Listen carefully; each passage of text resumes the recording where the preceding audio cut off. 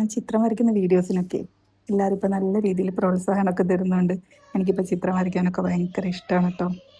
അതുകൊണ്ട് തന്നെ ഇന്നൊരു ചിത്രം വരയ്ക്കാൻ ഇരുന്നതാണ്.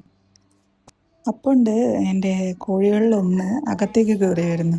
എന്നിട്ട് അവിടെയൊക്കെ തെരച്ചിലോട് തെരച്ചിൽ.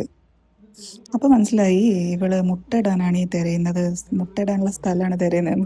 അപ്പം തന്നെ നമ്മളെ കോഴി വളർത്ത് വിദഗ്ധനും അസിസ്റ്റൻറ്റും ഒക്കെ കൂടെ അവൾക്ക് സേഫായിട്ട് മുട്ടയിടാനുള്ള ഒരു പ്ലേസും കൂടെ റെഡിയാക്കി കൊടുത്തിട്ടാ ഞങ്ങളെ കിച്ചൻ്റെ ഡോറിൻ്റെ സൈഡ് പിന്നിലായിട്ട്.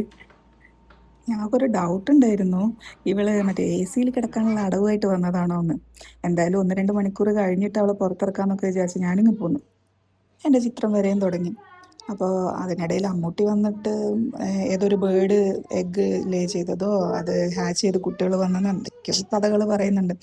അമ്മൂനൊക്കെ പിന്നെ എന്താ ഇത് സംഭവം എന്നറിയായിട്ട് ഭയങ്കര എക്സൈറ്റഡ് മൂഡിലായിരുന്നു കേട്ടോ.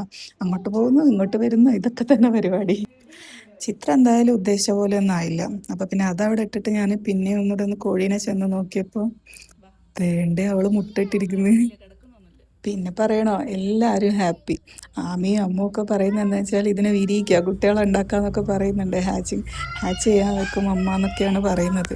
അങ്ങനെ കുട്ടികളെ ഫോൺ ഉപയോഗം കുറയ്ക്കാൻ വേണ്ടി വാങ്ങിച്ച കോഴിക്കുട്ടികൾ ഇതപ്പോൾ വലുതായി, കോഴിമുട്ടയും ഇട്ട്.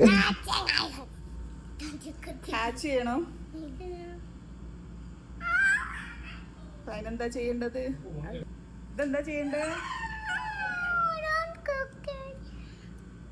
എന്തായാലും ഇന്ന് വരച്ച ചിത്രമൊക്കെ കൊള്ളാമെങ്കിലും കോഴിമുട്ട കിട്ടിയ സന്തോഷത്തിലേ ഇന്നത്തെ കഥ പറച്ചിൽ ഇവിടെ നിർത്തുകയാണ് കേട്ടോ.